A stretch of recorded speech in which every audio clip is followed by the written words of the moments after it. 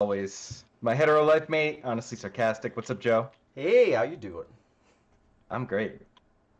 NJ Quenkus here. Hi, Nick. Hey, what's up, guys? There's not enough chesticles coming out of your camera, in my opinion.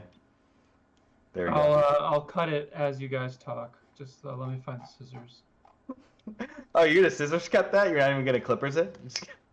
Oh yeah, the Swiss Army knife, beautiful. We have two special guests today. Our old buddy Reflex. What's up, Andrew? Hey, what's going on? And then my old gym teacher and nemesis, Cody Manton. What's up, Gym Cody? teacher. Glad to be here for the last time. Gotta get it for in. the fun. That's a Bill and Ted's Bogus Journey reference, Joe. You would never get Yeah, that. I wouldn't. Back scratcher, I know that one. It's here. I cannot use it. It's too good. You're like a 80-year-old man over there. I really 500 Nothing pound has changed 80-year-old in a man. year. Yeah, sure. I'm an old man. I'm officially 40 now, so I'm Boomer really Bobby. officially old. Yeah, Boomer Bobby's in full effect. Boomer Bobby's like playing miniatures games, yelling at kids on his lawn. It's really happening. Yeah, do you have one of those like mowers that you can ride on? No, I don't have enough yard for that. But if I could, that would be my jam. Seems sweet. If you had like a cup holder and a visor. I gotta live the visor life. I will say, Nick, in the 90s when I was in college, I did live the visor life for a little bit. But that was just a byproduct of going to college in the 90s, man. So visors were in. It was embarrassing. Yeah. It's extra embarrassing now, but it happened. Did you I have can't a, deny it. Did you have a fanny pack? No, I never lived the fanny pack life. Did anyone? I feel like that wasn't really a thing. My wife has a fanny pack, but it's like she uses it for when she like rides her bike, so it's kind of like it's actually useful. Yeah, it's utilitous. I get it. I mean, fanny packs seem great. They have such a stigma. They So definitely have a you're listening to stigma. the Hyperloops Fanny Pack podcast. This is a lifestyle podcast about bellywear. I don't know. Like, I guess we're here to say goodbye to each other forever. The Hyperloops. Forever. I mean, so like I guess just a little background. Like, we haven't been making steady content for quite some time, but you, Nick, and Joe. You've been making some podcasts, so like what, like once a month or two a month for the last few months? I think we did it like every other week, if not every week for a while. We went through the entire redemption. I think there were like 7 videos. So we had just kind of like 10-hour crushed an entire like, hey, this is what we think about these cards, and with very little play. Yeah, and then now are people playing Destiny with these new sets? I know there's like, several different like there's the Smash thing, there's like there's the group making new limited sets, and then there's the Redemption set. So like are people playing Destiny, I guess, and how are they playing it? People are playing Destiny. I don't have numbers on the groups, but I know that there was over 100 like when the first set came out. And I think they broke 100 when they did their second like launch event too. They're actually ramping up to try to start doing organized play. At some point, they do plan to do in person, but right now TTS especially. Okay. And then has anyone been playing? Reflex, you haven't been playing. I've played exactly 0 Destiny or X-Wing games since the pandemic started. Gotcha. Cuenca, you've been playing a little bit, right? Yeah, a little bit, but I started a new job, and that really took a lot of time away from just mental energy, man. Like it's a bummer, like working a job where you actually do work, as opposed to like working security, where I just kind of Yeah, you realize you live the good life. Well, I don't know. It's just like my coworker pretty much. My old coworker said it best. It's like when you work security, you don't get smarter. You just kind of either get dumber or you stay the same. And I had a lot of energy when I got home. I would like, I'll go play some games. And now I just like get home and like I've been basically staring at a screen the whole time, just doing math like for 8 hours in a row. And it's just like my brain's like fried, man. So I don't know. I like playing Destiny in real life. So TTS was always kind of like a bummer. but it was kind of a necessary bummer. And now it's just like, I don't really. It's not like what I want to do with my time, and it's like also my schedule's different. So when I get home, I'm like closer to like get home, make dinner, and I hang out with my wife, and then like watch basketball. That's Go to bed at 9:30. Yeah, I know that. yeah. Cody, how about you? Have you been playing it at all? No, it's all fab. It's all flesh and blood. All right. We'll get there, Cody. Relax, man. We're gonna talk about flesh and I'm blood. a And you and shoehorn Joe. it in every single time I can. All right. I thought you said it was. I thought you said it was all. I thought you said it was all fap. And I was Fab. Absolutely fabulous. like, we're getting real personal. Fabulous. Listen, I played Fab before it was cool, before all of you did. So So Did does that you mean really? you have alpha cards? I played those are like money. I have like first set original cards. Those are Oh, money. you should sell those things. They're probably. No, like I don't have 100. any. I don't have any that are worth any money. Oh, okay. My buddy got pack. We like split a box and we got the like one a case card. Yep. And he sold it way too early. Is your buddy? Is that fam? No, this is Mangold. Oh, Mango, yeah. I was I talking think to he Mango. sold it about for that. like $1,000 and the card's like $2,000 or something right now. Like, Oh no, it's much more than two. more than that. right I don't now. know. Yeah. He You told don't me he wanna- was very. You don't want to look Yeah, at the we did prices like right the now. original launch event. Like we played it a bunch at our local shop, and then obviously it all shut down. So Yeah, if you have foils from like alpha and stuff like that, like they're gonna be money.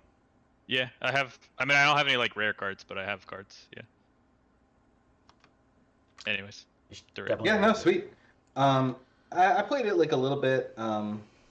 Zach Bunn taught me how to play one night, and it was cool. But I don't know. The deck building. I've talked to Joe about this. The deck building seems it's weird. exhausting. Yeah. It honestly seems like I would get tired trying to do it. So I know like once you get it, it clicks in. But I don't know. I just feel. I mean, maybe you feel this way too, Nick. But also, don't you just feel like you've played so many card games over the last 20 years that it finally broke?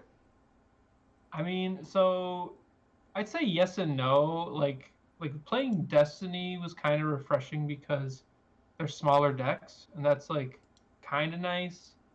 Or like, so yeah, it's just that was better. But I don't know if is Flesh and Blood like 4-card, 60-card decks, because that's kind of No, it's even more insane because each card has 3 different versions of it, like a yellow, a red, and a blue version or something. And then like you can have X amount of each type of version, but they have different costs, and by cost they have different effects.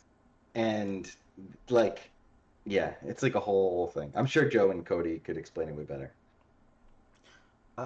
So rough breakdown: 2 formats. There's the short one, which is called Blitz, 40-card deck. Is that competitive? Yeah, people are playing that right now. Is it a tournament format? Yeah, Okay. yeah. And then there's like it's because people playing online and webcam, they you wanted to shorten stuff down instead of Right. like in But person. what would real events be?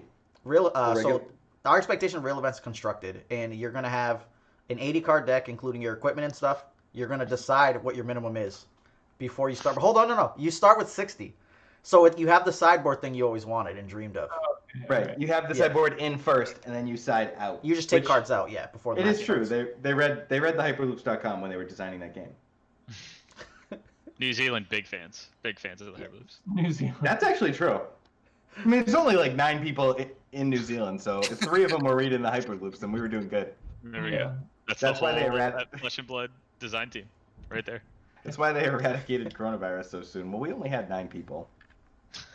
But that's cool. That's cool that I don't know. I don't really know that many. I don't know anyone from New Zealand, so it's cool that like CCGs and TCGs are out there. Like in my mind, it's like a place where there's hills and people are skipping along, and that's just what New Zealand is to me. Yeah, Hobbiton. Yeah. Yeah, Hobbits. they have like those. They do that. I know they do that the Zorb thing. That's like what New Zealand is, just like all Zorbing. What is What is Zorbing? that? Zorbing is like you get in a sphere and then you go down a hill and then you run. That's what New Zealand is to me. Oh my god. This is exactly on the rails as I expected it to be. Yeah, this is So- good. Yep. Nice. But yeah, let Um, me know in the comments if you guys Zorb. Shout out to my Zorbers. All right, so Flesh and all right, we're gonna get more into Flesh and Blood later, but we're not gonna get too bogged down with Flesh and Blood yet. Yeah. So I guess now would be an okay time to just talk about what we've been doing. So like Joe and Cody, you guys been playing Fab Yep. and liking it. Yep. Reflex, you're full on squadrons now. What have you been doing? Yeah, man, I'm just an esportser. I've been competing pretty heavily in squadrons. I do like casual League of Legends tournaments every couple weeks, but it's full on squadrons. Right here, baby. Yeah, the hotels. Hey, Yeah. I'm with you, bro. You got it? Yeah, it's so Sick. nice. No, it's Hocast now. We gotta be hands on keyboard. It's keyboard Oh, and okay, stick. Hocast. Got it. Yeah, I mean, I was always Hocast. Yeah, yeah. So I I don't know. actually know what the others mean. I don't know if you guys knew this, but I actually Hands on bought. keyboard and stick. I bought Squadrons, and I don't know why, but I just can't play FPSs. Like I think it's because of my lazy eye. I don't know if you Good guys. thing that it's not an FPS then. Isn't Squadrons the flying thing? Yeah, I mean it's a space sim. It's a play, yeah. Similar idea. I got you. I mean, to me, that's an FP, like a first-person shoot. Like I don't know what do you call it, like a first-person flight sim. Yeah, you're seeing out of the eyes of what is shooting. Sure. So it's an FPS, and I can't do FPSs, and also just like the spinning around. I think I literally like had to take like Dramamine. Yeah, I can't do VR. I get sick in VR, but I've only ever gotten motion sick off of one video game. It was the Bounty Hunter Xbox game, like that Boba Fett game they did like a million years ago. I don't know why, but that game like just messed with my equilibrium. I like Squadrons a lot. I don't like playing video games alone, and I never have. So that's why I rarely play. But like even when I was playing Gears of War and Halo, like every night, like I was only playing those games because I was playing with people. So I don't mind like, I was having fun playing Squadrons a little bit, but I really it takes a lot for me to just fucking boot up a game by myself and play. Like it's just not how I've ever enjoyed video games. I'm exactly the same way. Like I only play because I'm part of a team. Yeah, you were like a couple weeks to a month behind like the big rush of everyone playing all that. Yeah, unfortunately, I was like, I won't have problems getting a PS5. Like I definitely underestimated how hard it was going to be to get a PS5, and then when I didn't get one, I bought a gaming PC. And by then, people had already teamed up and people were already going, and I was behind. And I'm not like great at video games to begin with, so yeah, it just like, all those things were like a perfect storm of me just not getting into it. So, but Cuenca, me and you are starting a team. I'm in. Let's do it. Hey, there's a Team $20,000 prize pool in 2 weeks. Where did they get the money for that? Some YouTuber, I don't know. I mean, No clue. I will say that I really did enjoy playing Squadrons until I got sick. Yeah, it's a great like I had a lot of fun, and I've never like played like a flight stick game, or you know what I mean. It seemed like the game was meant for me. Like I love it, but the days of me playing video games by myself they're long gone. Listen, we can take a Squadrons tangent as long as we want to. But yeah, there's basically like there's a tournament every month, and there's a league that runs alongside that. So I've probably played in like 5 or 6 tournaments so far. Yeah, Like, sweet. What would you say on average is the prize structure there? Because Destiny Junior asked about the actual esports scene. So there's the Squadrons Championship League. The org I'm a part of runs that. We just wrapped up season 1. The season 2 qualifiers are going on right now. So it's an invite only league. That had about $1,000 for first, I think, in the first season. That was crowdsourced. Then there's a tournament series that's been operating a tournament every month, and it goes in a minor major structure. So the minors are like $500, the majors are $2,000, and then there's an invitational. I think it has like $5,000 prize pool at the end of the season. And then there's a couple independent ones outside of it. So this one coming up in 2 weeks is run by Eckhart's Ladder. He's like a big Star Wars YouTuber. I don't know where the funding's coming from that, but that's got a $20,000 prize pool, by far the biggest one. And then there's Operation Ace is another one. They partner with DreamHack. Their prize pools, I think, were probably around $2,000 too, probably similar to like the majors from Calco. So yeah, I mean like not insignificant amounts of money. Yeah, no, that's sick. Sweet. I mean, more than we ever played for in Destiny. So yeah, who cares? Absolutely. Yep. You could take a 0 away from there and still more than we ever played for in Destiny. True. Fair enough. True. Yeah. So I've been playing X-Wing and Legion still. like I thought you were gonna go this way. Well, it's sort of like what you're feeling actually, Nick. Was it took me a long to like I took a legitimate 10, like maybe 9 to 10 months off, and only then started getting some bandwidth back to like start checking the slacks I'm in for X-wing and starting to talk about people about X-wing a lot. And then Ed, who we all know obviously is like a great friend of ours and like the most generous guy I've ever met and will ever meet, was like now's the time, like you should play Legion. And he like sent me he like just started sending me his models, like his painted models. They're so beautiful. And I'm like, all right, F it, I'm in. And I started playing Legion on TTS and like doing their TTS league. And like it's sweet, it's just a fun, it's just like it's sort of like X-Wing bath salts. It's like so much more. But it's been a nice it's been nice to have two games. Like I enjoyed playing Destiny and X-Wing at the same time. I definitely plan to, if it ever comes back, have a great focus on X-Wing. Like I still love that game, and I've still enjoyed playing on TTS with people I know. I haven't done a lot of like the random TTS tournaments, or I'm not playing any random people. I'm only playing with friends. But I do still enjoy playing X-Wing, and I hope that I still enjoy competing at X-Wing. But if not, I have also enjoyed Legion. And while I'm like not wary of FFG because like I obviously know what comes along with FFG, now those games are run by a different company. I'm not taking them as seriously or like, I will compete, but I am not like stressed about being like the best Legion player or anything like that, I guess is what I'm trying to say. Dude, how do you play a 2 hour long game? Oh, that's a joke, Joe. This is like a 3.5 hour game. I'm out. Yeah, honestly, at first I was like, this is kind of harrowing, and I don't get to play that often because of how long it takes. Like, I just can't clear 3.5 hours. But I did, like, I met up with some local guys that Ed connected me with, and, like, played live. We're all vaccinated. We played, like, this guy owns a garage, like an auto body shop, and we had, like, played in the garage with the door open, and, like, yeah, everyone was vaxxed. It was cool. It was like nice to actually like use pieces for the first time in a long time. That was sweet. But with the couple games I have gotten on TTS, like full games, like when I'm essentially like staying up as late as I can, not as late as I can, but like I'm starting a late game because I know like I can stay up as late as I want playing this game, and like when I get to play, I like it. Like I like strategy games. I like thinking, and I like. I just like thinking around problems and like Reflex, all the things that you've taught me about X-Wing over the years about like it's like counterintuitive to Legion. Like in Legion, these people you can't spread out because if you spread out, like your army's too thin. It's like it's just a very different game. I think I actually would have enjoyed getting into Marvel, whatever the Marvel one is, where you just like playing four. Protocol. Yeah, you're only playing like 4 or 5 guys or whatever. I think like that's Seems more really my interesting. speed. They just introduced like a pick ban format, which actually seems like kind of cool, where like you bring a bigger group and then pick band down to like select what you fight, like what you play with. There's some really interesting stuff. It's like on my edge of my radar, but I don't know. I find it really hard to. I can't play an in-person game only online. Like that's not why I play those games. I'd rather just play a video game, right? Like I'd rather just dive into squadrons. I can't see myself ever like spending a lot of time playing tabletop games online.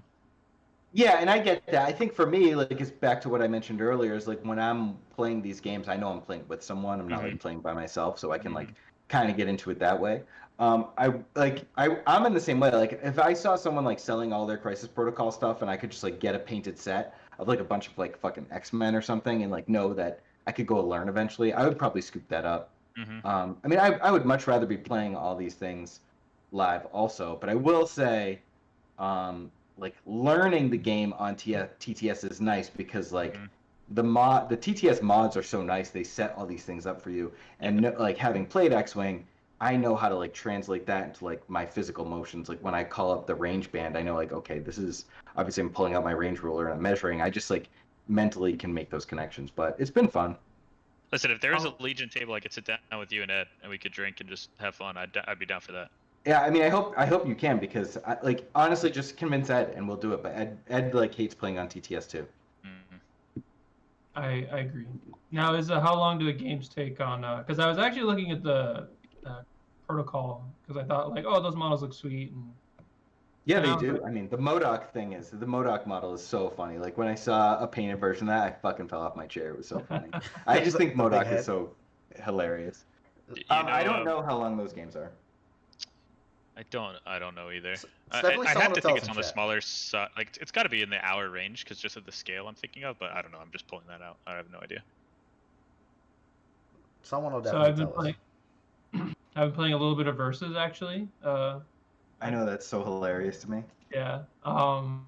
Yeah, there was just like this online league, and I was like, oh, I'll play for fun, and I went like 2-2, didn't make top cut, so it's just like haven't played. I just like played some random pile of cards over. Well, I felt good because the archetype that won, I was playing, so I was like, all right, we still got it. Well, you're We on know the what's right good. track somewhere. Yeah. We know what's good. But then I just like play cards, just I couldn't Hulk smash, just couldn't figure it out. But yeah, it was fun. All the Marvel, obviously Marvel has been very big, but like continues to be very big. But it's kind of like with the TV shows getting into more niche territory, and it's always like everyone's kind of like hyped about maybe them setting up a Thunderbolts show. And I played a lot of Thunderbolts and Versus, and I've always loved how much I learned about comics through Versus. Like I love that I played Versus competitively for so long because I just, like I know all the Thunderbolts. I played that deck forever. Like yeah, joystick, let's go. Yeah. Yeah. Ecstatics, like shit like that. So. Yeah, I'm hyped that like Marvel's still cranking. I think it's hilarious that you're playing Versus. I Go ahead, try Joe. to- Oh, sorry, Jody. I said I also played Thunderbolts a lot. I like the Thunderbolts deck so much I went and read the Thunderbolts comic book from that, and then I was like, dude, Thunderbolts are awesome. And then I like went back, I was like, oh, Helmet Zemo, and went through like all of that arc. And that's like, I love all that stuff. So I would love another like game like that to come out. Or just go play Versus with Nick. It's still hanging. Yeah, they have Do weird it. formats too, where they like, oh, they're actually this might be up your laddie, Bobby Sapphire, or maybe not, because I'm not going to be part of it. Or actually, this will be all about Joe. They're having a tournament where they're unbanning everything and just seeing what happens. So it doesn't seem very fun to me, but Overload, baby. Just play Dr. Light in every deck. yeah, Like- no, it's Did you definitely go to the Grand Prix and stuff, Cody? I went to 10Ks and stuff in my area, things like that, and Grand Prix and PTQs. PCQs. Was that what they were? Mm-hmm. Yeah. Yeah, we probably were at the same events. Where were you when that all happened? I was in Michigan. Okay. I went to like a 10K in Ohio. And then most of the time though, when I went to big events, I played in the kids league after the main event. So I played in the main event, but I was young enough that I went and played in the scholarship tournaments. And those were just easy money. Like I just mopped all those up every single time. And that's how I got like $4,000, I think it was, for college from Yeah, that's Versus. sick. Yeah, And my my brother got a grandparents little were bit of all on that too. board. Yeah, as soon as I won my first scholarship from it, my grandparents was like, "Yeah, you can go to any event you want." I was like, Nice. "Sweet." Yeah, Destiny Junior did say that MCP games seem like they're about an hour roughly. Nailed it. So, yeah. J-Rod needs to stop talking shit and come play Legion against me. He That's was talking that's all about I Legion. know. So what do Yeah, we I got like, here? I like the idea of Legion. I mean, it seems fun, but yeah, Mhm. I don't like the idea of 3.5-hour games. That's what kills it for me. It's just hard. Like I don't know. Like I like the idea of it. I loved Imperial Assault, and it's somewhat similar, right? But I don't know. That died off 2 too, to 3 right? hours for one game is rough. I'll send you pictures of my Sabine reflex and you'll be in. I've I been got a learn- custom I've been made listen. Sabine. It's so good. I was not the first person to be offered that Sabine to play. Or you, No, sorry, no, you I were had not the my- first person. That's I not was his offered Sabine. that. That's my Sabine. I got Oh, a nice. Sabine. Yeah. Okay. Yeah. Bobby's going full nerd. He's started painting and playing miniatures. No, I pay people to paint. I don't paint. Oh. Dude, if you've seen going back to Marvel, like you know Matt Erb, like his Marvel stuff is insane, man. Is it? Yeah, that's Yeah, sick. he's done some sick stuff. Zill said he was glad he got to meet us at Worlds and ferry contraband for Bobby Sapphire. Yeah, dude. So I think I've told this story, but Zill smuggled over liquor from the UK for me because one of my best friends, the kid who I used to play Gears and Halo with, and you might remember him, Cuenca, from Versus, TJ Holman, one of my closest friends. He was like a really good Versus player. He is a huge Jägermeister fan, like the only person I know who like only drinks Jaeger, and he's a huge shit. Zill, what was that band? Slayer, and he and his wife came out to Slayer at their wedding, and then Slayer and Jaeger did like a special custom bottle, but they only sold it in the UK, and they only made a couple hundred. And Zill was able to get one for me and smuggle it to Worlds, which was sweet, and I was able to give it to him as a wedding gift, which was cool. That's amazing.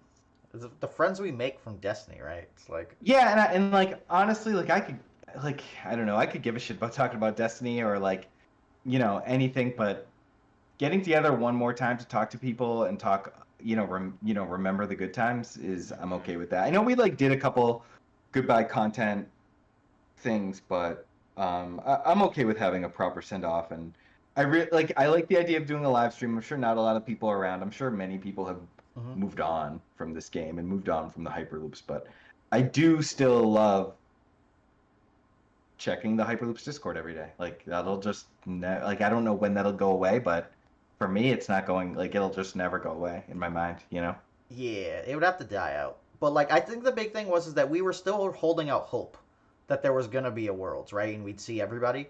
And then, was it sometime in like November, so a few months ago, they were pretty much like, yeah, no, that's not happening. Like they just killed it off completely. And we just kind of like left it as is. So, talk about the good old days. So what do you guys do if they're like, okay, we have a proper war, like, in a year or something, they're like, let's say 2 years, because I think like a year is ambitious, but 2 years, they're like, all right, everyone's vaxxed, things are kind of normal. What do you like? They have a schedule for a World, and we're gonna do it. What do you guys say? No. Well, who's they? Are you talking about like the committee, the continuation committee? Yeah, like the committee sort of crowdsources, something. And like I don't know what the hell they would do for prizes, but it's more just about like going and trophies, glory, yada yada yada. I feel like the I'll go first. It would be tough for me depending on how far things go, because I just like look at the like cards, like this pool is like they like have 10 sets now that I haven't seen. Like what the hell? Right. That would be tough. If a lot of people were going, I would go and hang. I agree. I would look at it as like just a friend trip, not a card trip, but like just a friend trip. And like, maybe at night, hope people would want to play like whatever random board game people are into then, Yeah, I can see that. I'll just like bring a deck or something. I don't know. I feel like Joe would want to like not Joe. I feel would be difficult for him to be like, oh, I'm just gonna go to have fun. He'll just like be like, no, I just can't go to like lose and like. Well, you misunderstand me as a person then. It's that if I'm doing it, I'm all the way in. If I'm not doing it, then I don't care. But I'll go to hang. Like I just we were going to that Worlds. We didn't even care about it. We just wanted to go to the Worlds. We wanted to have a Loops dinner again, and just call it a rep. Yeah, and I'm hoping like Gen Con 2022 can be that in some capacity, because like I'll certainly go for X-Wing or Legion now, like whatever it is, but like I know Ed'll be there, and like hopefully other X-Wing people will be there, and like even if it's not a big Destiny thing, I think enough Destiny people would be at Gen Con doing whatever we're all doing now that I would be able to like really enjoy seeing people. Yeah, we'd also have to go to Gen Con just because it's that thing where we didn't allow anybody to win there, right? Like, It's true. That's true. They'll probably have a flesh and blood thing there, I'd imagine, right? Like, if you guys. I mean, there's going to be something that all of us will be into, right? Like, there'll be something that at least there's something for everyone there. So. And like Gen Con's just an amazing con. Like, Just even if fun, you're not going yeah. to compete in anything, like, doing all the like, there are people that go just like do all the demos and like play the games. No, I mean, I'll tell you this: I'll go just for the Settlers World Championship qualifier, even if there's nothing else. I'll go for that. Yeah. God, I hate Gen Con prices. Hungry Hippos World Championship, baby. Gen Con prices are always ugly, though. It's so bad. Listen, we had people that played in that. Marla and our other friend played in that last year. Yellow is just broken. If you don't get placed in yellow, though, you can't win. So. I know next time I'm gonna bring my scale just to like know where like where the spot is that like rolls down.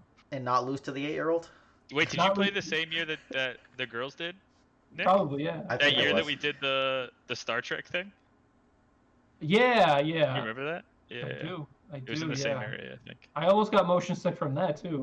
I remember that. I was like, oh, I didn't tell you guys, but I was like, oh, God, I hope this ends soon. Cody, Vika asked, what are the ABG guys up to? Everyone kind of went and did their own thing. That's basically it. there hasn't been a ABG like everyone talk since we ended things. Well, like, do you individually know what everyone's doing? I don't. I think Kyle and oh my god, why I would remember him as Pinky. Paul? Yeah, I was gonna call him Pinky. They were doing Duel Links from last I heard, so they were like into the Yu-Gi-Oh stuff. They like Oh. hopped back in.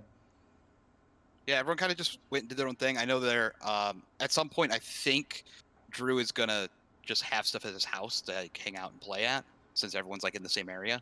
But besides that, I'm not aware of what everyone else is doing. I took almost over like a year off from everything, and just kind of grinded real life work stuff. And then now that I got like in a great spot, and I'm just like, because I was going into a new industry, now I'm like finally coming back onto the online stuff again.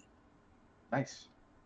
New Yeah, I mean, it feels like sometimes like we had 3 incredible years, like 3 years that I've always wanted in my life. I got to have, and even though it didn't last very long, it does very much feel like the end of one of those movies where you've got the credit scenes and like everyone went off and did their own, like the end of like an Ocean's 12 or Ocean's 11, whatever. Everyone's just go like, we had a great thing, and that was fucking great.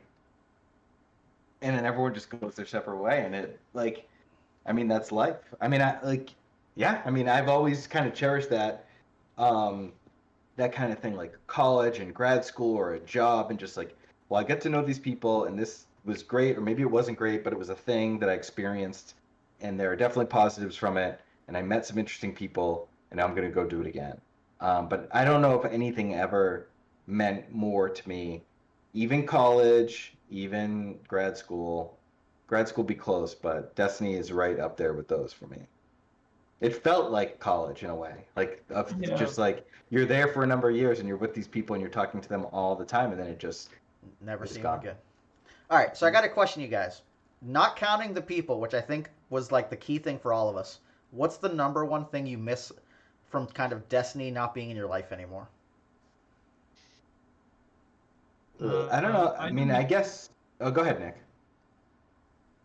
I was gonna say I do miss like preparing for like a big event with people, like even if it is just like, like the talking leading up to that, the sharing, the testing, like that whole process. I really I miss that, and in general, just playing in person, like I really miss that. Like I think that was like super fun. Like Destiny's one of the few games where like I would play a game, and even if I lost, if it was a good game, and generally there was generally no like mana screw or something like that, I'd feel good about it. I'd be like, oh, it was a good game, and I messed up here, and I could have done better there, and it was fun. And then the people, great community. So it always circles back to that. But yeah, I guess the prep stuff, just like having that process in my life as sort of a kind of like a hobby, like that hobby is gone because I'm not preparing for an event, and putting in like that kind of effort for just for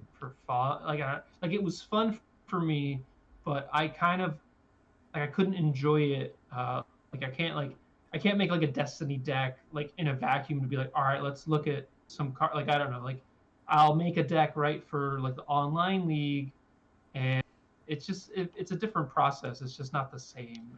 I don't know. It's just like a high level competition. I really miss. Who wants to go next? Go ahead, Reflex. I mean, I would say the same for me, but I basically just transitioned that into squadrons, right? So like, yeah, I like the same stuff from the grinding and the practicing together, having this team, having this squad, and like work. I mean, but I have that still going. Like that's definitely my favorite thing. I don't know, like the in-person events, like that was it. Like having my weekly locals, like having something to look forward to every week, and then having those big meetups every few times a year. That was it.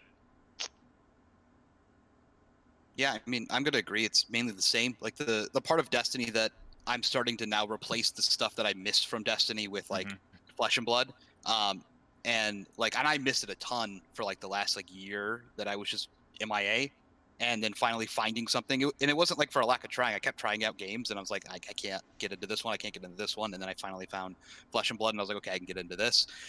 So all of that's being replaced with that. So that's not what I miss. And like the question's supposed to be not the people, but that's what I miss. I miss going with ABG as a team and Mhm. and like traveling together, and we meet up and we're like arguing about the last 2 cards to go in the deck, and like we're all the way up until the event. We're like arguing on the last 1 card and the It use didn't matter. cases. It never and, Yeah, mattered. baby. and none of it Paprika. mattered, It but never it was mattered. The last card didn't matter. it doesn't matter, but that was the part of the enjoyable process. Or, every day like messaging, hey, let's try this matchup, and going through all of that, and like all the build up to the final test, whether the test was completed or not, or just how something operated.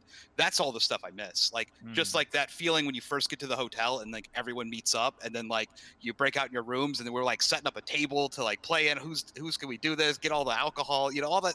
All of that was the enjoyable part of Destiny that hasn't been replaced. And I don't know if that part will get replaced again, because that's a very unique experience that goes to the size of our community, the people we had, and the connection we had, even like the fun rivalry we had between the 2 teams. Like that's a very unique set of circumstances that is hard to replicate going forward, even if you do find another game. Hopefully that's something that can be replicated, but that's the stuff I'm gonna miss. Yeah, I think. Go ahead, Nick. Sorry. I was gonna piggyback on like kind of actually what you said, Bobby, and what Matt said. Where it felt like college, but it's almost like you have like the party aspect of college and then the study aspect of college, and it's sort of like melded together. This is like if they fucked, yeah. Yeah. And then you get like an A or a B, you know what I mean? Like you won the tournament, you got an A, yay. Like, yeah, I definitely like miss that like the trips. Like obviously we haven't been going on trips, but like I miss the trips, and I miss all that competitive stuff. I miss the prep, but I also miss how healthy. Maybe this was just a Loops thing. I don't know how other people feel, but like every other game I've played, Nick, I think you can understand this. Like all my teams have been, no one wanted to work that hard, or no one was happy when you did well. It was all every man for himself kind of thing. And I always hated that. And I was playing games with my best friends, like my lifelong friends, the people that were at my wedding. You know what I mean? But it never felt like on the table was love until Destiny. Like when Joe won Gen Con, I was like, I'm just happy to be final table. Like, this is amazing. Like being able to like cast Reflex winning Gen Con with Zach Bunn and being like, this is the greatest. And not even caring that I had just been eliminated like 10 seconds before I got asked to do that. Like that was the shit that I loved. It was like everyone was just into everyone else doing well. And it was so great. Like I didn't care that like Shane did better than me on day 1 or whatever with Mill. Like that was great. And Cox took it down. And same thing with Ewoks. Like, Reflex and Outrun at the top. Like, I'm just hyped. Like, it was just sick. Yeah, my new job, I'm an administrator at a real estate company, and it really is like, I'm not a salesperson, but there are salespeople there, and actually, it's good culture. It's not like super like grimy. Like I've been to other sale. I don't know if anyone's ever worked like sales places where there's like a sort of thing. Everyone's like kind of like scummy and like a lot of times they're scummy, but everyone's like really nice, and it's also one of these things where it kind of just, if you work hard, it kind of just happens, as opposed to like other sales jobs where it's like you kind of have to like naturally be good at it. You have to kind of like real estate's something that people need, and if you just show up and you're not like an asshole and you help people, and there's that whole like, oh, like you can't look like you need it sort of thing. But I told the salespeople, one of the agents, he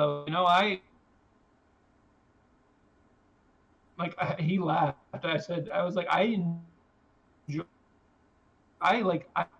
enjoy reveling in your guys' success, reveling in everyone's success. Like it was just like, like you succeed, you succeed, I succeed. Like, I was part of that. It was awesome. Yep. Yeah, I still remember that first Gen Con. Me and Bobo were like, yeah, we're going to go get food or something. We like pattered off to like go to the bathroom and grab food. We were just like starving and dying, getting water. And we were just like, yeah, like let's split the prizes and let's go out hard. And we did that. And we had like crazy plays. And like the worst part about that, I felt, was that like we didn't have it on video.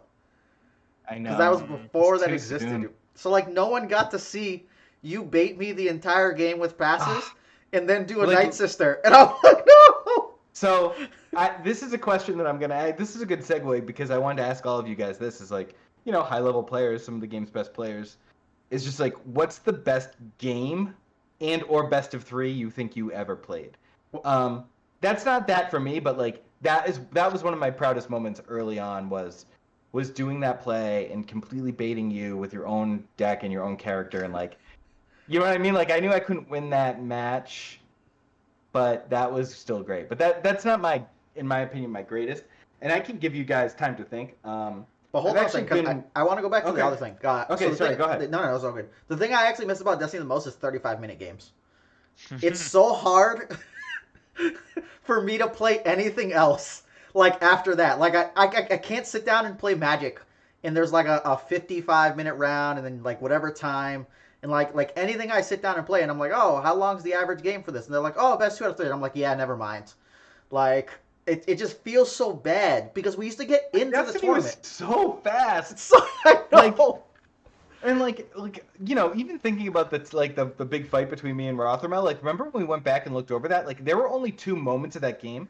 I took exactly 1 minute to think, and that's like such a big portion of the game. Like I took 1 minute to think, and it's like, I mean, is that slow play? Is like 1 minute slow play when you only have 35 minutes to play 3 games? Like it's nuts. Hey, well, we don't have Squadrons 3 games. are We had like 1 8 game. minutes long, guys. Yeah. I know that's the crazy thing. Those games are lightning fast. I'm aware. That's why I can't play any of those. It's like, oh, what's Legion? They're like 2 hours. Oh yeah, no, it's not 2 hours.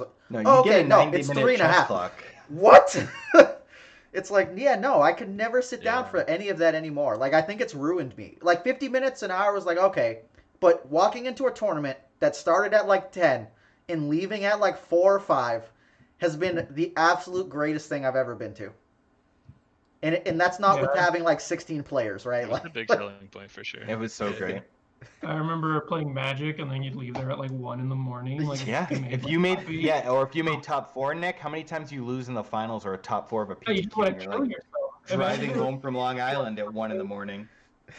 PTQ, nothing more miserable than like losing in top 8 in a PTQ on a Sunday or something, then driving home like an hour, like 2 hours, and then having to either go to work or like go to school the next morning, and then just be like, I hate my life. This is horrible. Yeah, this is the worst life. Yeah. All right, so my question stands. You the best game, or best of 3 you ever played? Is this a any game or is this just Any game. any game? Of Destiny. Okay, Destiny. Destiny. I'm saying like, yeah, sorry. What's the best game of Destiny that you've ever played? Like, what's the one that you think about and you're like, that was it for me. Like, that's the best I ever played. It doesn't have to be like, you know, for me it wasn't like, it's not when I won Gen Con, it's the semifinal match against Rothermel. Like him winning game 1, him disrupting my resources at the start of round 1 every single game, and me being able to navigate that and take that match. You know, I've rewatched it so many times. I'm like, yeah, I mean, I just like that's it for me. Like that's my pinnacle. Like that's the best I think I ever played. Oh, I have it. Top 8, I think it was top 4. Yeah, top 4 against Joe. That's gotta be probably my favorite match. What was it? Is that Nova? Yeah. Yeah, Nova. Because I just remember, I felt so good when I beat Joe, and he's like, "Fucking Dooku." Dookie Dookie, baby. To this day, I'm still mad that I never read that Battlefield. Yeah, you just got by that Battlefield so bad. I was just like, Yeah, that I think was probably that really that general game stands out to me. And then there's that tournament I think particularly was like very memorable for me because I had my opponent like also like in top 8 punt to me, and like I like won, and I was just like, oh, this is nice. And then I played against Joe, and I played against Reflex. Yeah, we had that epic best of 3 in the top 16 that like came down to the last reroll, I think. Yeah, was and I really remember good. I played did not play great in that game, but you know, you played great, and it was a great game. And then that top 8 in general was just awesome. And then I lost to, um, did True. I lose to you, Cody? Actually, or is it Yeah, it you lost to Drew. Drew. You lost to Drew. Because you played Yeah. Drew in the semis on the other bracket, right? Yeah, so he played. I think I was casting that. That's an insane strength. That's a strength of schedule right there. I played Reflex, the Joe. Well, and that top cut with was bonkers that year. Stacked. Yeah. Yeah. So that weekend I think was really that's definitely a big highlight. Even more so than like top 4ing Gen Con, because I think that like that whole Afra like before that was cool, but I only remember playing against like Mandos and getting destroyed because it just felt like a horrible matchup. I was just like, he has so much health, and then he has witch magics, and I was just like, ugh. So yeah, I mean, fall into the trap of not reading every single card Nick Cuenca plays, because you know there's something in that deck that you have not read in a very long time. Dude, that battlefield got me because it only hits 2 or less, and I was literally turning my own 3s to 2s. So then they were all being affected at that point. But like he was bricking, so it was like, yeah. But like if I had just went for pure gas, he would have bricked and then died.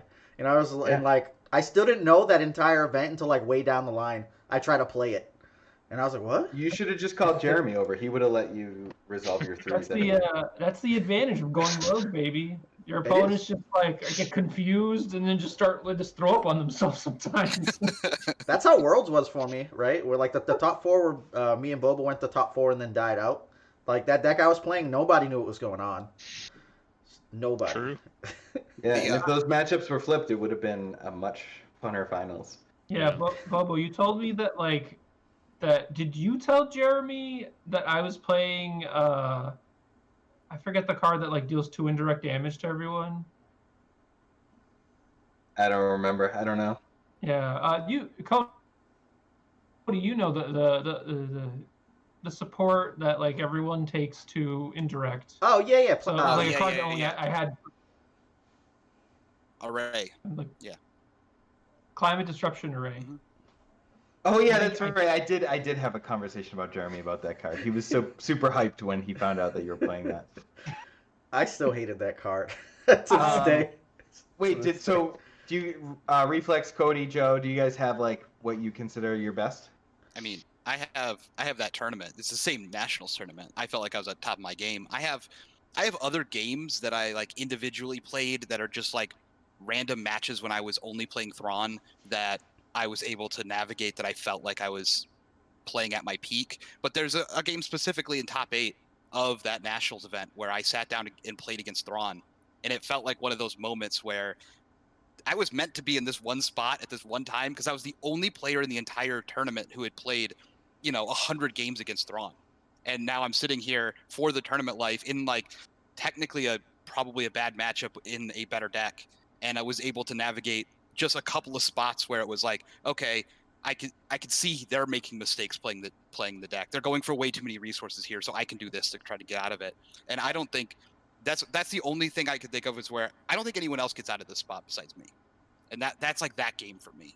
Yeah, I do love that aspect of playing at a high level, and that's probably like now thinking about Nick's question earlier of like, what do you miss about, or like, yeah, I think miss about Destiny.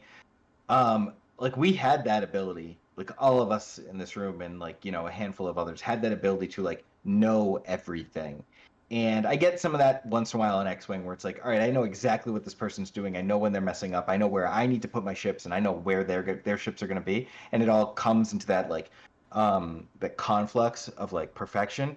And I mean that I think that it's like you're in that zone, and it's something like playing Legion, like playing a new game. I'm so on the outskirts of that. Like I'm just learning. But like knowing that what you've just described is like where I was with Destiny, and where like I've been at times with X-Wing is like, that's such an amazing part of gaming, to be like, I have put in this time. I know how to beat this matchup. Even though this is like an unwinnable matchup, no one has put in the time that I have put in, and that is why I'm going to win this match.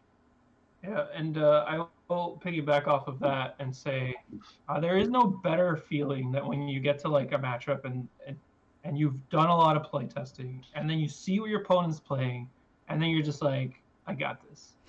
And then there's no worse feeling than when you sit across from something you have absolutely no idea what's going on, Mm-hmm. or you know that I can't win this. Like, let's try, but like that's like the worst feeling is when you sit across from someone like, I played this. This is When only you- good for me. When you like invent a mono blue deck in round 1, you face like a 12-year-old playing Kylo, and you're like, oh no, it's not what's supposed to happen. Not like this. It's not like Oh, I remember that. Oh, that was so Yeah. good. That's like that's like when I sat down at Worlds on my last round, and I was like, okay, let's go into this last round. And I sit down and it's Leia Mill, and I'm like, oh, Afra can't beat this. It's impossible. Like this matchup's literally impossible. Well, that's the other half of knowing everything. Yeah. What do you I got was- first, Reflex? I got a couple. So obviously the most memorable is the Gen Con win.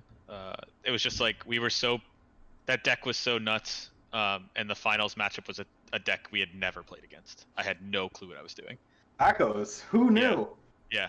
And just Jordan was an awesome opponent, and it was such a fun match. And obviously winning was a big deal. So that like I played really well to take that down. The other super random one was the Ewok Gen Con.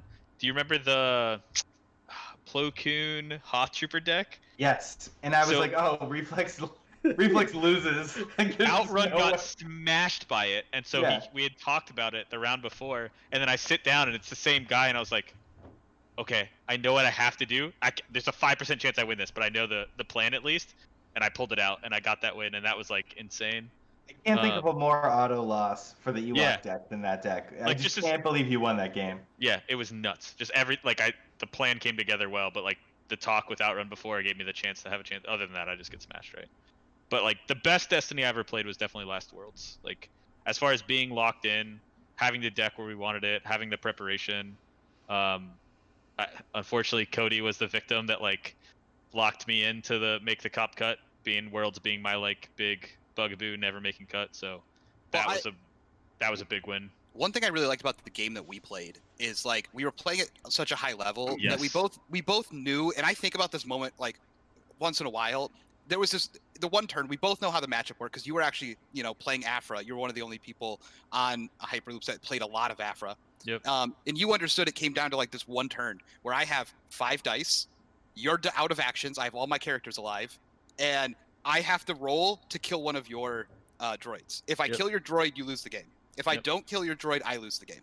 And I just remember we both looked at each other and we're just like, well, this is the game. We both And you're know. like, I'm so nervous, and I'm just like, I'm also so nervous. Yeah. This is the whole game. It's right here. That is so much fun. Those were Yeah. my favorite games when you're sitting across from the person who gets it, and like you guys can just have a super enjoy. No one's trying to game anybody. We're just playing at an incredibly high level. Everyone's making really good decisions, and like the best person wins. Sometimes it comes down to a roll, not a roll. But like I'll never forget that game because it locked me into cut, right? And it was a super memorable, really good game, and it was an upset. Like I stole a game that I probably shouldn't have won. But yeah, I was so locked in, and that was definitely the best Destiny ever. What's really interesting about like Destiny as a whole and that meta as a whole and that Worlds as a whole is like Rothermel knew that, and because Rothermel like at that Gen Con, like he was the one that played droids first.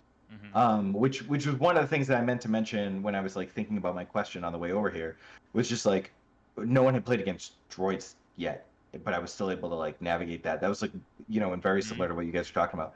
But like Rothermel knew to build his droids to be like basically mitigation only, and damage was a second resort because he was ready for exactly what Cody described, and that I think is what allowed him to win that tournament. Yeah, I mean, I think there's some matchup luck, right? Like that. Oh, that absolutely. that But I Worlds think his build was. Sorry, go ahead. I would say that Worlds was so wide open. I think it was one of the best metas that we had. There was so many options to play and different styles to play, and he tuned his deck. And this shows like the flexibility of that deck and the meta is that he tuned his deck a certain way, and we tuned our deck a certain other way.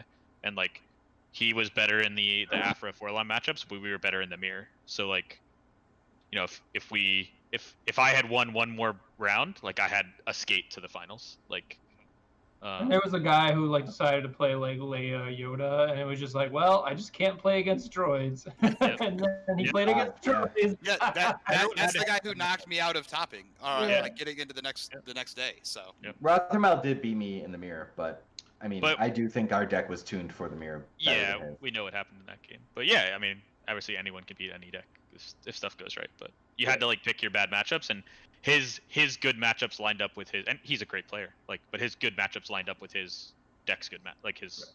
Yeah, I just like that Worlds because of that. That Worlds was literally like what you sat across. It wasn't really who you sat across, or like it was just what deck did I just sit across from? Okay, well I win this match. Okay, well I lose this match.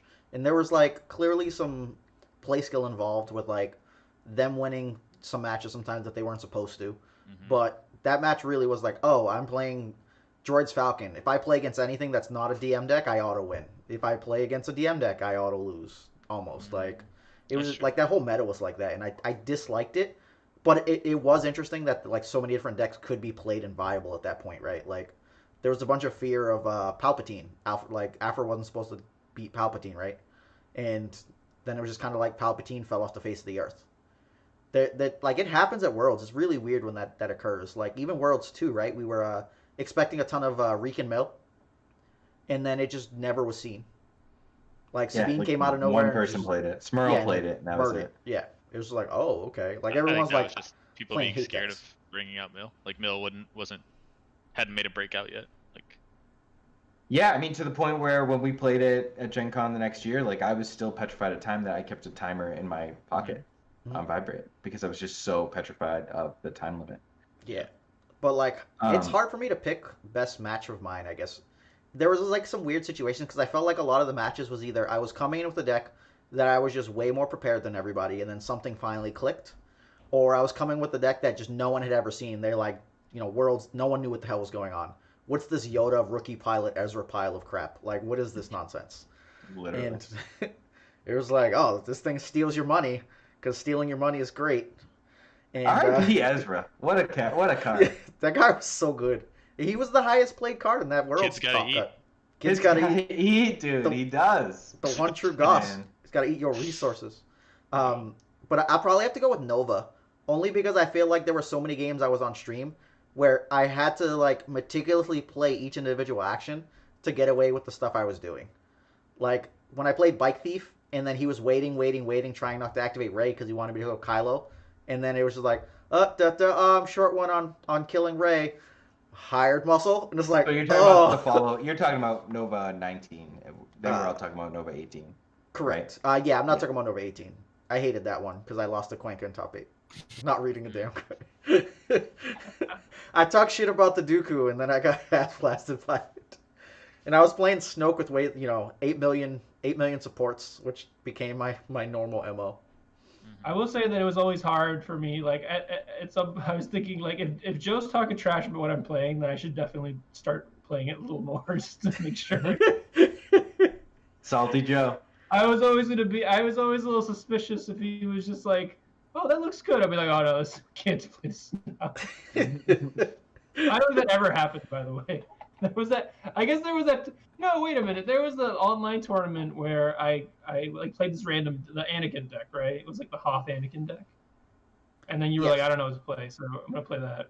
Yeah, and I was like, I'll talk through the differences and changes, and you're like, no, I really love Yoda Saber, and I'm like, I really hate Yoda Saber, and like random other cards, and I was like, no, I really hate those, and you're like, no, it's good. I was like, okay, well, I'll run a couple of these things, and every time I was like, yeah, no, I don't want these. I mulled them every time, and I was just like, handheld cannon, oh, let's go.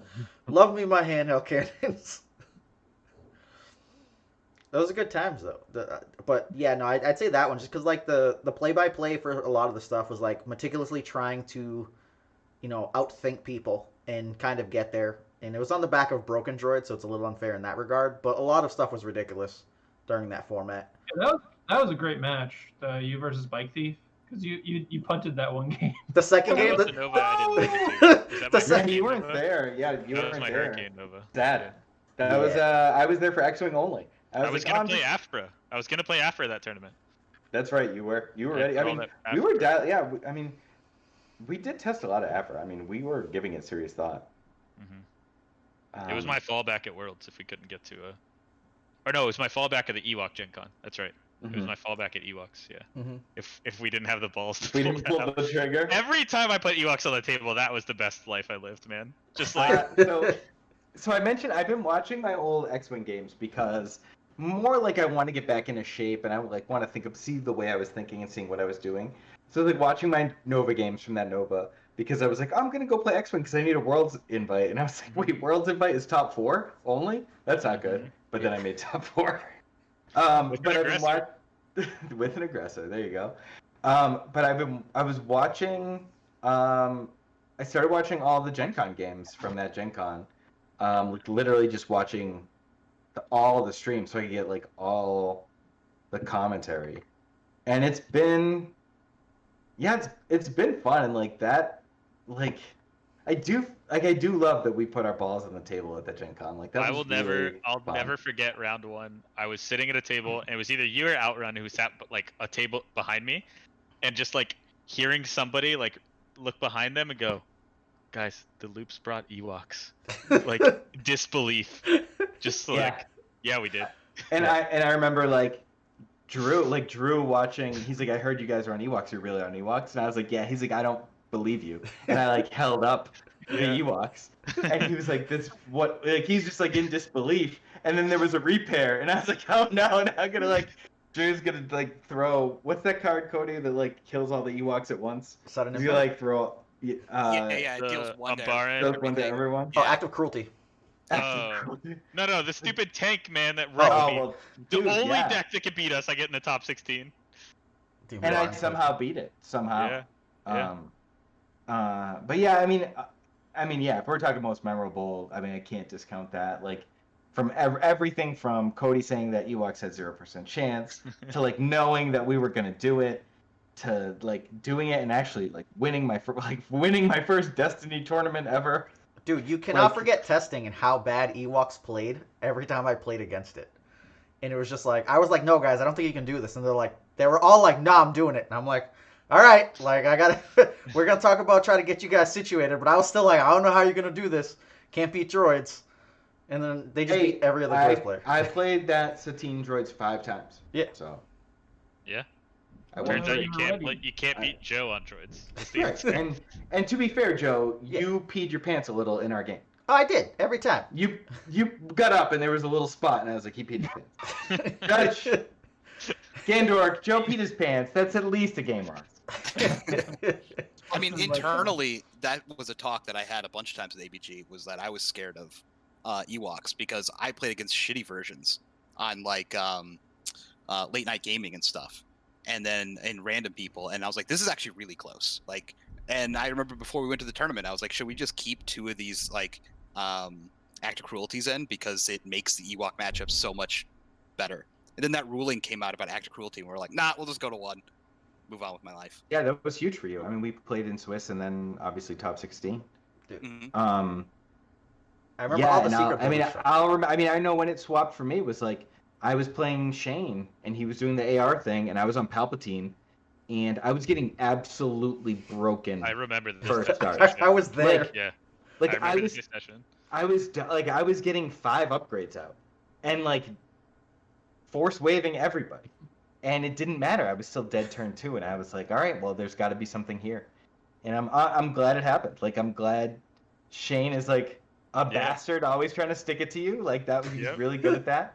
We wanted so hard not to believe. We tried so hard not to believe. I was like, this can't be right. Like there's have to be a way. Yeah, and it's just like I'm like, that deck is shit, but we can make it good. And we did. Yeah. Because like you said, like Cody said, like all the Ewok decks were shit. And that version that Shane brought was shit and it was still crushing. The problem it always had was it couldn't close, and we figured out a way to make it close. And we figured out how to make it close. Yeah. Make that battlefield flip to death. Oh. Yeah. It was so good. I mean that was in there when he brought it. Whether it was his idea or obviously Tropo invented it, right? Because Tropo invents all decks. True. But like we made it so like that closing move didn't have to do as much work as it would have otherwise had to. Yeah, I remember I was playing Deja Vu just because I knew you guys were playing. You were playing the stupid Ewoks. Yeah. So in round one, you know, where that repair, I actually have the funny repair. I sat across from Ewoks, and I was like, all right, hard mode for Deja Vu. Let's go. Let's go, baby. He's not ready for this. Deja cruelty. And then I was just like, should I take his battlefield because I think that maybe That's the mind games, man. Mm-hmm. I was like, no, there's no way he has this tech in his deck that he's gonna switch back. But then I think we didn't start the game, but I was like, I'll give you your battlefield, and he looked at me like I was crazy. And I was like, I can beat that. Let's go. I need those 2 shields. Yeah, I used to give the battlefield all the time. I was like, I need these shields. Like, that was it. Yeah. Always. Joe, did you have questions from the podcast channel? Like, didn't you do a questions channel? Yeah, I did. I have to go grab those. I was trying to figure out how to block this guy that was like putting spam stuff in the chat. So it was. I mean, took me a whatever. second. I was like Mike wanted to be one famous. message. Yeah, but I that's wanted fine. followers. I was trying to buy. But someone did ask if we've played any of the ARH stuff. Nick can talk about it quickly, but for the most part, it was just me and Nick that have played with the reprinted stuff, and I didn't have an issue with it. I thought it was relatively solid. The first set they made was kind of weak. Any thoughts, Quenka? Yeah, second set I thought was actually really good, and I think there was still more stuff for me to explore, and they were like, you know, it also just seemed like kind of like fun stuff, you know, like, oh, like that's interesting, that would be fun to try. The first set was just like, yeah, like they just kind of didn't go, yeah, it just wasn't as interesting. The second set was definitely like Akbar I thought was cool, like obviously like some stuff was a bit too much, like the stupid red upgrade that like healed and like also had a ridiculous die. So, yeah, that was too much. But overall, great set. Second set was definitely a win. Overall, there were some cards that I thought were like too good, but that's fine. I think that's the way that they should you know be not scared to do that, but then like be you know have the hoops to like when they see it that's too good to be like, all right, we're gonna change it this way. Mm-hmm. Yeah, you know, but I don't understand. You know, the only thing that I would say about the last set was just you know, I don't know why mechanically they thought that stealing people's money was like a good thing to like build things around, because it's a horrible playing experience. And Yeah, I feel like we already knew that too. Yeah. yeah, Ezra, we played Ezra. We knew the special was broken. Mm-hmm. Yeah, because if you try to like max out that strategy, it involves your opponent not playing the game. So Yeah. like, but if it doesn't, then it's like a mechanic that doesn't work. Yeah, And it's like, they already nerfed the little guy. He has no effect now. no, he doesn't. Yeah, no effect. You can't do. They put the plot back to regular, and they just blink text the 7 cost. So he's just like 7/7, but with that die. Yeah, that's it. All right. Yeah, it doesn't feel so bad anymore. That is a card that you can play in your deck. All right, Justin Anderson asked if they release a new Star Wars CCG that doesn't have dice and more similar to Magic or Flesh and Blood, will the Hyperloops get back together? I'm gonna go with no. But I'll explain shortly. Well, we'll never break up, so Yeah. it's fine. But are we gonna make content? Would we try it? We'd definitely try it, I think. I would get together and play. I do think I'm burnt out on CCGs. Like, I don't see myself getting too into it. But if there was a new Star Wars CCG, like, I've never not played one, so I guess I would try it. Good. It's a good. Yeah, I would try it. I mean, I'm always down to try different things. When I played Destiny, it was just kind of by accident. I just bought a gift for someone, and I was like, oh, this is really fun. I'll keep playing it. And they were like, all the product is unavailable. And I was like, I want it even more now. It worked. But That then one- they couldn't get fast enough, and it kind of killed Thanks. That first set funded my whole collection. I appreciate it. That first set was real expensive. I've never played that. It was real rough. Bought 20 boxes from Canada. Thanks, guys. Nice. Viker wants to know what's everyone's favorite deck of all time. That's easy. Go ahead. Sabine. Yeah, I mean, Sabine was sweet. So much fun. It was just that deck was always a puzzle. Every game was I mean, some games were blowouts, right? But like the games, Right. there was games. Every game was a puzzle trying to figure out how to stay alive to win because it was inevitable. You just had to like get to the inevitability. So that game was super fun. Or that deck was super fun. That and droids. I mean, I guess that's a similar style, right? Mm-hmm. Original Thrawn Snoke was my favorite deck of all time. I played tons of it, and it was great, and it was fun, and it felt similar. Like every game I just sat down, I was like, I can win this game. I just got to find the path to do it, and figure out how to get there. And I went on a huge tear with it. It was great. Second would actually, to surprise most people, would be the Reich and Mill deck that I won the Art of Fistery tournament with. I thought that deck was a ton of fun, and I loved just putting up shields and being like, "There's no way I die. Like it's just not possible." Yeah, I like that deck too. When we played at that regional, was that the original Thrawn Snoke deck, or was that after? No, that was after the nerf. Okay. That was me bringing it back with like the plot, like the. Oh yeah, the plot, right? Yeah. That was like my last hurrah with the deck. Mm-hmm. I remember our weekly tournament was just a showdown of me versus Ace every week. Ace on Thrawn Snoke and me on Raylo. Nice. Or not, yeah, Raylo. No, not Raylo. Kylo 9? Kylo 9s? Is that the deck back then that was broken? That was a deck. Yeah, Kylo Yeah. 9s was in that midsection where Those matches were super fun every week. Australia. Our man Bounce Without was playing. Mm-hmm. Yeah. Did I still remember, like, he was like, oh, we made Taco, and then we were just trying to, like, break down how he needs to go into that next match versus, like, Anakin Phasma and, like, put him in that spot to go and crush, and he, like, blew out that Phasma and ruined her. Person just got obliterated because best defenses were dead. Those are good times. Good. I'm going with Yoda. Yoda as a rookie pilot, because everyone was like, what the hell's this rookie pilot thing doing on the table? So good. Yeah, I mean it was super janky. It was. It looked so bad. Rookie pilot, man. Man, yeah, it's tough. I don't know if I could choose. Sabine, obviously a really important one to me. Ewok's obviously a really important one to me. The Mill deck, obviously a really important one to me. 9s. Yeah, Nine's always felt like your deck. Even though I was doing Stairs, something similar. Yeah, Stairs. I don't know. Out of all the decks, Ewoks is the only one I still have put together. So I guess I'd have to lean there. I have my shrine to the mill deck that I kept after of all my Yeah, programs. do you still have that deck together? I don't have the deck. I have like a little. So like my buddy sold all my cards for me, so he put like a little display thing together of the 3 characters. Oh, sweet. Yeah, I still have the Ewok deck in its sleeves. Like, I mean, I never needed those cards again, so there's never a reason to take it out. Yeah. Yeah, I've still got them over there with like all my trophies and stuff, and I guess I would lean that way, but I do. Yeah, I mean, I just do love all those. Oh, nice. Just do love all those decks. I mean, yeah, I don't know. We had a lot of good ones. It was a good 3 years. It was a good 3 years. It was It like was. everything I've always wanted out of playing cards, and I played cards for a long time. All right. So Tropo asked, what really happened at the Loops dinners? Ooh, that's actually a good question. I mean, which ones are we talking about? Yeah, I said that. The He last said- one had a very clear theme. He said each time, But- spill the beans. The first one was definitely like, a lot of people just didn't know us, right? Because it was still like fresh at the time. And Are we talking about the Gen Con one? No. Oh, no, not those ones. I think the Loops dinners at The Worlds. Worlds ones? Oh, the Worlds Get Together Yeah. ones. Oh, There was 2. okay. There was only 2, right? There was only 2. Yeah. Yeah.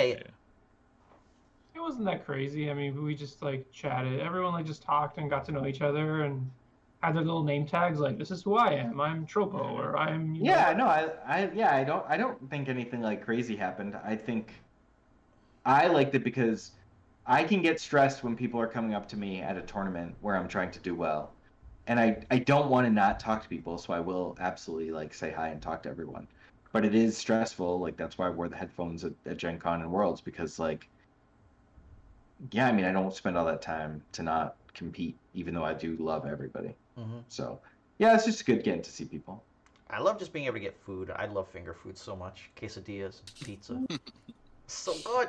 Peanut butter and jelly sandwiches. Peanut butter and jelly sandwiches.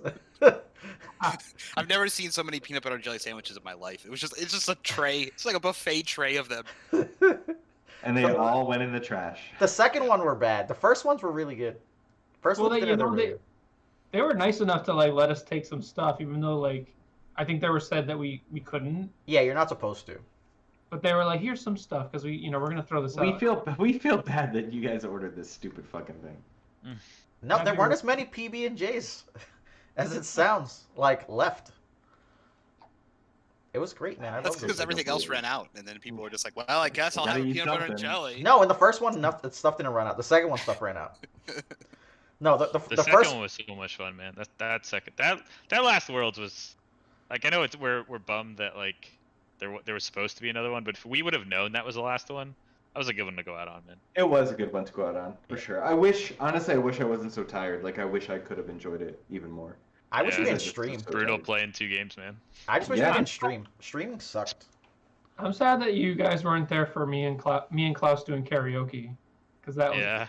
I was sad I wasn't there Yeah. also. And I think, like, Reflex hit it. Like, if we had known that was the last one, it could have been even better. It was great, Yeah. but I would have, like, fucking had energy drinks at 9 at night. You know what I mean? Like, Yeah, I would have yeah. just powered through and just Got it out. lived my best life, yeah. Mm-hmm. Yeah, I had a great time. That was definitely I lived it up, and the artificery meetup at Worlds was actually really fun. Somehow. As much as I didn't want it, because there were all these people that like aren't in our Discord that were like, "Hey, you're NJ Quaker. Like, let me buy you a drink." And I'm like, "Sure, thanks." And then the other was like, "Oh, I love you, man." Like, yeah, and I was just like, champion, "All always. right, that's great." He was the people's champ. That's fun. It was a funny thing about Destiny where, like, it didn't, like, it ended up being kind of clicky, even though it probably didn't have to be in retrospect. But I mean, that's just part That's of the game. part of the It's fun. Yeah, it's part of the fun for sure. It's like Yeah, wrestling. no, You I gotta had a have great heel, time. you gotta have face. You got to have the villains and the guys you root for. It's just how it goes. Mhm. And we're supposed to be For the sure. villains. That's how it works. Yeah, I got hammered that night. So hammered. King of That was Diamonds. I think that was the. I think that there was a lot of drinking. That was a karaoke night, and yeah, there is a video of me singing, and I think there's also a video of Klaus about to sing, but then It don't cuts have- off. Yeah, I saw it today because I was scrolling through watching I was watching the Gen Con videos. I was trying to get through them all. I didn't make it quite. I stopped at the halfway through the first game of the semis. But yeah, that was great. That was a great time, and I don't know. It's sad that we did not win the last Worlds. I would say it's my greatest We regret. never got to finish it, yeah. I tried, man. But Yeah, That was your fault, Quenka. I You had- needed to win that one. ah, Me and Bobo had already took the other two down. That would have been the end of the trifecta. yeah, I it's still. I mean, I had like, I don't even know, like, whatever 3PO is with three damage side weapons on him. Chance to win, and I whiffed the roll off and then lost the game. I've still never rewatched that game. It's the only game of mine I've never rewatched. I just can't revisit it. Yeah, I blame pairings in that Worlds for me not winning. I played against that's Lobot, or not Lobot, but what was the Afro deck that didn't have Afro but then had Forlong. another droid? Forlong. Yep. Lobot. Lobot. No comment on Forlong. Man. Do we have anything else we want to talk about? I mean, we've been going for almost an hour and a half. I don't want to. Yeah, now it's I don't want to overstay the welcome. That's fine. We'll go through the questions. So Spoonman asked, what would it take to open up Secret Village to the masses? Never. It's much less exciting than you think it is. Yeah. Yeah, I mean, for sure, nothing has happened in there for a while, but If we didn't have Yeah, random information, I would have opened it. I'd be like, yeah, dude. I'm a bigger believer in. I love secrets. I Yeah. think secrets are great. Yeah, it's a lot of shirtless pictures of me. So. Yeah, I mean, it's what I jerk off to still. It's on the internet forever. Yeah, now. Yeah. Bobby's not playing Flesh and Blood, but he is playing. Fap. Game of Quenkas. Game of Quankas. Yeah, So, you know, like he has those those magic alt lands with like the waifus instead of waifus, it's like alt lands with yeah. me. All of the power back in like the vintage proxy days. Yeah. It's like I'm Alright. holding up a little ruby. So, Thomas asked, what's the biggest factor for you guys leaving? Was it dissatisfaction with the direction? Or are the games catching your interests? Or just a lack of free time? And I think we've answered that one for the most part. It was just kind of free time and, falling off. But, yeah, FFG dropped the game. It was just like, okay, nothing's going on. we have this world's going on, then COVID happens, and it's just like, all right, well, nothing's happening, and As soon as they canceled the game, I was done. Yeah. I mean, I was barely hanging on. I wanted to move full time to X-Wing, and Yeah. I was barely hanging on already.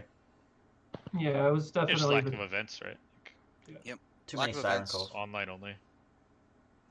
Yeah, it's sad, but it's just time, and they canceled the game. It's just made it. I've always said I don't. TCS is fine, but it's not Yeah. It's a video game. That's a bad video game. Yeah, it was a necessary evil. Yeah. If Worlds had happened, what would have been your go-to karaoke song at the Loops party? I always do Fat Bottom Girls. Always. Mm-hmm. I'm past my Eminem days. Oh, it's funny because I always do Baby Got Back. Nice. I can Just actually a do big that. booty playlist, me and you. I don't actually look at the board anymore. I just sing it. Yeah, I mean, in my Oh. heyday, absolutely. Yeah, I'm old school. I do Tom Jones, man. I get to just break out that it's not unusual, and then you just do. Do the Carlton, easy. Yeah. Every time. I don't know. The last time I went doing karaoke, I did 1 week. That's like by Bare Naked Ladies. Yeah. Yes. We know. I also like Sinatra on karaoke. It's pretty fun usually. I do love Sinatra. Because people like it. Reflex, what's Reflex, your you song? sing? Nope. We were gonna force you to sing. What song would you pick? Art. Something Taylor Swift for sure. Yes. Oh, actually, you know what I would have been probably contented with is Carly Rae Jepsen at the time. Call me Dude, I baby. listen to a lot of Carly Rae Jepsen, and my wife thinks I'm insane, among other things. She's like, I'm fucking sick of your Carly Rae obsession. To be fair, you have all of those obsessions. There's like stacks of shit Oh, I've I never love. heard of. Yeah, if there's a female pop star, I am listening to them. Absolutely. Is that the Call Me Maybe girl? Yes, that's Carly Yes. Rae. But her, yeah, she's good though. But she has a new thing that isn't just Call Me Maybe. No, she's like more modern adult pop. Here's my number, so call me maybe. So good. I'll say like this is a very good description of my tastes. That like I was like gaming the other night and I was listening to Spotify on like just like Made for You channel and Friday by Rebecca Black came on. That's all I'm gonna say about my tastes in music. Gotta love Yeah. it. Oh, Friday. Okay. I played it for my students. They were like, "What is this song? Like this isn't real, is it?" And I was like, "Not only is it real, it's amazing." How do they not know that? I guess it's like the meme that is too old. It's before their time for sure. Opinions on Destiny as a game. What worked, what didn't? Best mechanic, worst mechanic. Something along those lines. I would say the worst mechanic was the resource set. I think we needed to have those resources broken up into halves. Like some of the zero cost cards needed to be like half a resource. Some of the ones were like 1.5, right? Like because the issue was is that there were a lot of cards that weren't good enough to cost 2, but too good for 1. And then the same for like to that 3s same and stuff. issue, and they doubled the points in the relaunch. Correct. That's Gave what. them a lot more flexibility. Yep. Yeah. Yeah. Makes I agree. perfect sense. I think that was a big problem. Hmm? There was no reason to make the resource set that small, right? Like, yeah. They just didn't expect to be trying to make so many different effects, I think, and they thought it'd probably be fine. But from a value perspective, it was real hard. We needed like additional cost stuff, I think, if it was that. And Do you think if Destiny had been like 3 resources, then like 1 cost things? I mean, obviously you can change things quite a bit, but you could go to 4. If you go to like 5, if you go to like 5 per round and just scale everything up. Yeah, and like literally have nothing be free or like Right. one thing per rotation. They have to be like really bad cards to be free. Like the zero Right. cost removal shouldn't have been 0. It should have been like half a resource at least. Yeah. And yeah, that's like the breakdown. There's too many things that were like somewhere in between, and if you were on the wrong side, you were just broken, and if you were on the other side, you were terrible. You could never be played. Yeah. Yeah, all the stuff that cost endurance. Sorry, not endurance. That cost health. Those were like free cards that like were generally like those were fine because they actually did cost something. Yeah, like you take 1 and cost 0, and you're like, oh, okay. Or... Yeah. Yeah. Like crash landing and like that sort of stuff. I also had an issue with such low health pools. I think there could have been something where characters could have cost more, and then it would have been able to level the game between just hot rolls and not hot rolls. Mm-hmm. I think they started like as the game got the health pools started getting bigger. Yeah, think but you that's saw always that. why I went wide, because it was just like Yeah. if someone went hot and I lost a guy, I needed that guy to be worth nothing. He could not Yep. be carrying like a weapon or be like super vital to my plan. That guy needed to be like pseudo useless, or the other people Yeah, you just have needed to to be carry his resilient to butt. variance. Yeah. Especially Yep. in big tournaments. But it did cause like a whole bunch of decks to not be playable for a long period of the game. Yeah. Yeah, They it did a made good bad job cards work. at that at the end. I think like They got a lot better at it. They got a for lot sure. better. Yeah. I think the big issue was is that they removed the action cheating. The action cheating was that Action thing that stacking was a big problem in the game, which they recognized really early, right? But they recognized it, but it the came problem back. was is when they hit it, they didn't also hit the cards that just slow the game down, and you just take massive amounts of advantage. So it was just like we took away all the action cheating, which punishes the people that just go to like 50 actions, and all you get left is 50 action decks. Because how do you beat them otherwise? I don't think they ever got a good handle on what to do with action stacking. Yeah. Like it was tough to balance. It's just because sometimes you action stack and then you deal 3 damage, and sometimes you action stack and deal 12, and it's like because they're dice. And Yeah. both of these effects are vastly different. Mm-hmm. But like that was the thing, you needed to just build your deck so that you could play around that stuff, right, if possible. And like that was the major thing that most people couldn't do. And like I understand you'd suck to go in and have someone randomly like 12 shot your guy. But if that was like a 1% chance, like that needs to just leave it there and let it exist. If it's like 40%, 30%, like all right, no, we can't have that. Like yeah, force speed shouldn't exist, but like tack mastery, if you roll out and kill a guy, like you know what, you deserve that. Yeah, it's like an adequate cost. Yeah. But anything else you guys can think of, or like fans or not fans of? The only thing that I didn't like is the later the development cycle got, they made it so that the dice that were showing was what was being played. And like early in the game, like you would just have the dice that were rolled out, the sides that were showing, they could become anything because we had cards that would turn them and then resolve them. Mhm. And so you had to think a lot more about like, what am I actually going to do with these dice? The later the game got, it just became a point where it's like, oh, they rolled damage and a resource and that's all these dice will be right now. That's all these dice can be. I never have to think about it anymore. I can just do whatever I want to do. And I think taking a little bit of that away out of the game made it a little bit too predictable, and also lowered the ceiling on skill for playing around those type of effects. Yeah, but that was primarily based around like the action cheat concept, right? Like if you impulsive a 2 focus and then you killed a guy, it was like, oh, that's ridiculous. Or like force speed into resolve focus, force strike somebody. Like that was the issue. Like people hated those fast hand moments and things like those. And so near the end of the game, they didn't exist because people were like, oh, blah, blah, blah, bait and switch, blah, blah, blah. Like, I feel like that was a company with like such a large amount of focus. Like focus was just everywhere. Every character die had a focus on it. That like, I don't know. I feel like there was less skill in learning to deal with the bad rolls because you never had bad rolls. Like you could always fix your dice. Where I feel like early on in the game you had to like be able to adapt and couldn't always have plan A. You had to like learn what to do, how to make the most out of bad stuff, bad situations, which I feel like was less so in the game later. Yeah, I don't know if there's a way to control that. Like people are going to get more efficient. The game power creeps a little. Like obviously it has to. So it just like any market, it's just going to trend towards efficiency in the long run. I think that happened because we lost modified sides for the most part. We started seeing base on everything.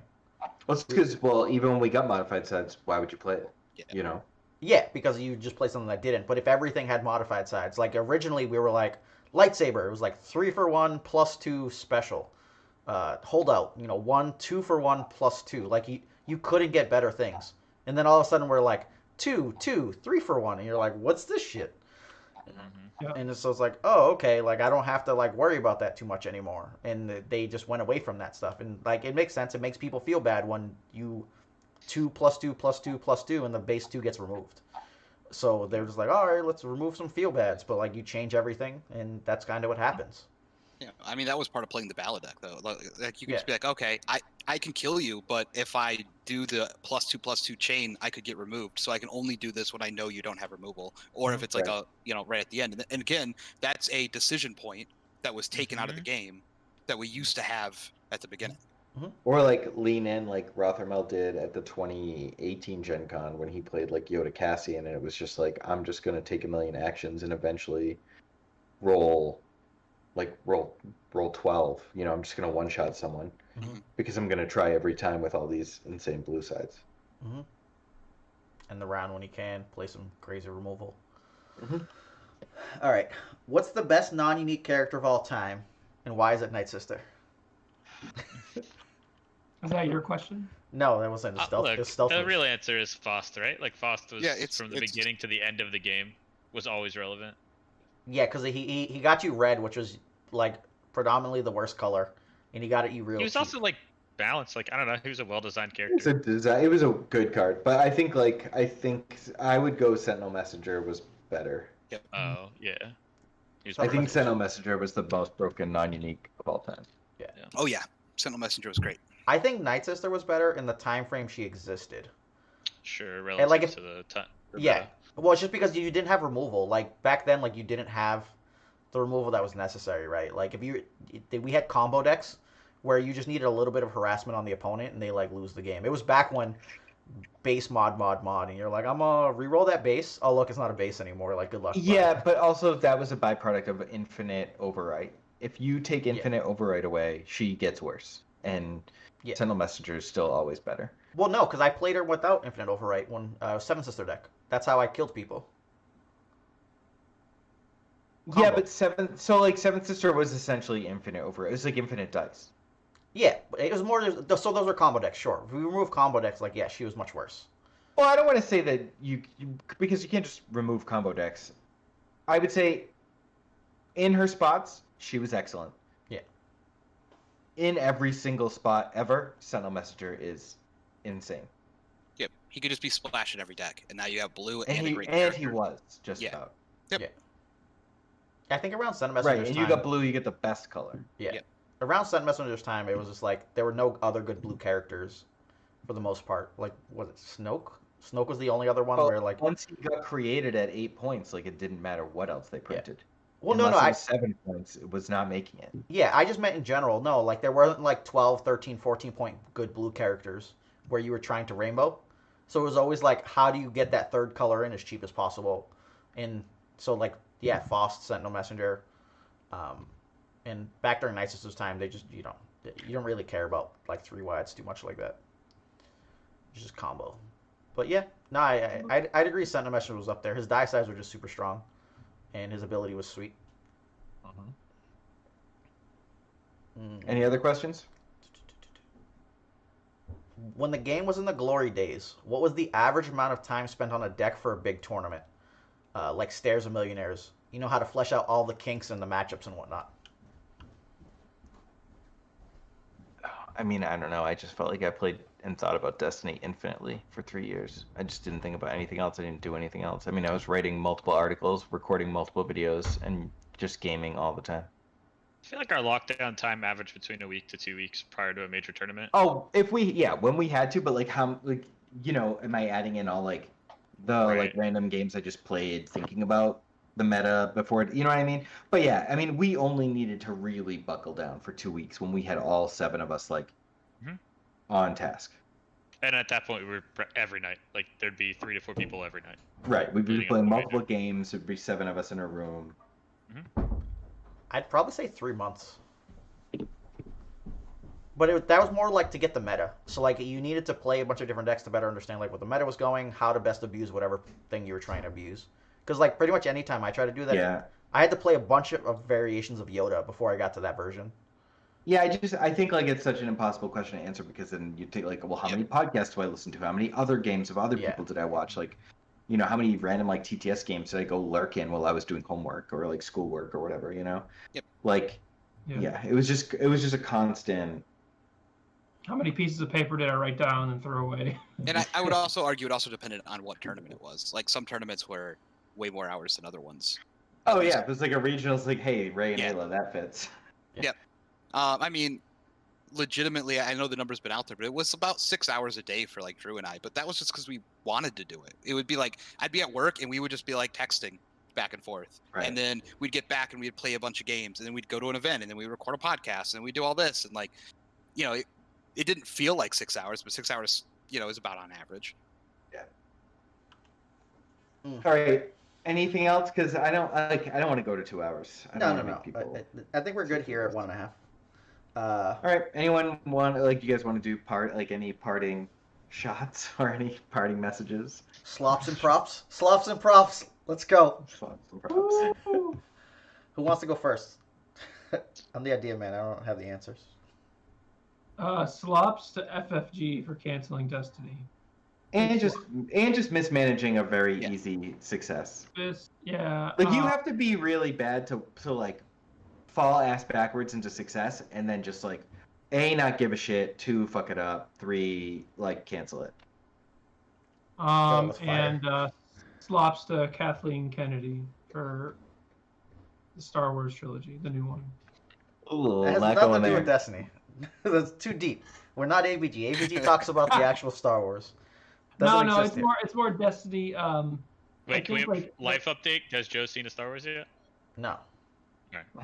Has he seen? Just need that Here's on there. $10. Go see a Star Wars. Oh, I think Star Wars. he like walked by his fiance watching. I have Disney Plus. She watched Rogue One, and I had to tell her who Jin was. Nice. That's why I play in Legion. Yeah. Which is busted. But I don't know. Like, do we have to? Like, is there anything to take shots at still? Like, do we care about anything enough to take a shot? you don't have to care about it. But I think since we're going out on a bang, I want to talk shit about that time someone was a spy and came into our goddamn coaching channel and fucking ruined everyone's life. Wasn't that what was his name? He was on Artificery. He was like 22 years old, but he looked like he was 45. It was a little guy, wasn't it? What was his name? I know what account it was. I'm just not trying to blow it up that much. I'm just trying to talk shit because that. Oh, I was fucked gonna up. say his literal first and last name. I just Yeah, can't yeah. think of it. Well, just shots to him, right? That's it. Cody knows who it is. Yeah, Alright, we I talked gotta- about this. yeah. too long I got ago. a shot while you guys think about it. Go ahead. Go ahead. The Randalorians are a massively overrated team and are carried by 2 out of their top 5 players. Their bombers are absolutely trash tier. It had nothing to do with any Everyone, of this. un- What everyone the hell are you understood talking that about? reference. If Chris is watching, it's for Chris Allen. Okay. Audience of 1. Is that his team? No, his team is the actual best team in the world. Oh, They just okay. lost. They just lost their first tournament. Destiny Junior said it's still a great game and a good community if you ever want to come back. This is just the end of like podcasting and article writing for Destiny. It's just not enough time. Don't care enough about the stuff.